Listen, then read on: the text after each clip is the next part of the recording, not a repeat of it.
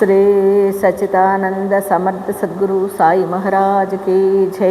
సాయి బిడ్డలందరికీ కూడా సాయినాథన్ ఆశీర్వాదాలతో మనము నమస్కారాష్టం అని చెప్పుకుంటున్నాం కదండి. అందులోని 6వ శ్లోకాన్ని చెప్పుకుందామండి ఈవేళ. సురాదీక జాపద వందితాతి సుఖాదీక ఝాతే సమానత్వదేతి ప్రయాగాది తీర్థేపది నమ్రహోత నమస్కార సాష్టాంగ శ్రీ సాయినాథ. సురాదీక జాపద వందితాతి. చూడండి, దానికి సురులు ఏ సాయినాథుని పాదములను నమస్కరింతురో సుఖాదు లెవ్వనిని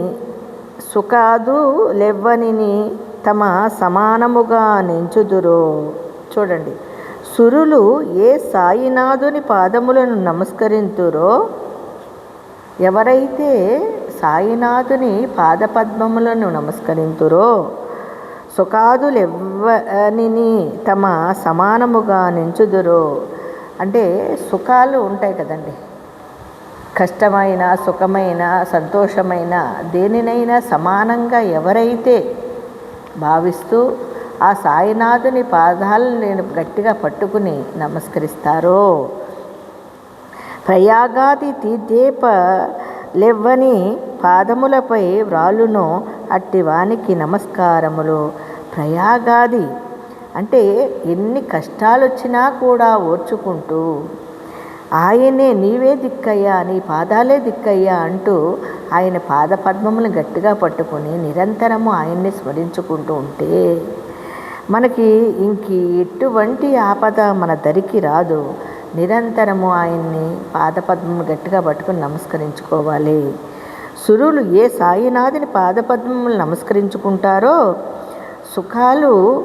సుఖాదులు ఇవ్వని ఏ సుఖమైన దుఃఖమైన తమ సమానముగా నెంచుదురో. చాలా గుర్తుపెట్టుకోండి ఈ విషయాన్ని. చూడండి, ఇక్కడ సురాదీక జాపద వందితాతి సుఖాదీక జాతే సమానత్వదేతి ప్రయాగాది తీర్థేపది నమ్రహోత నమస్కార సాష్టాంగ శ్రీ సాయినాథ.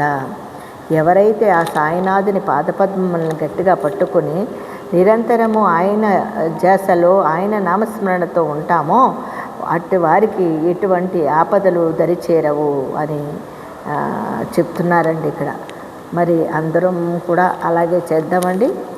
మరి పొద్దున్న 7వ అధ్యాయంలోకి 7వ శ్లోకంలోకి వెళ్దామా? అంతవరకు అందరికీ సాయిరామ.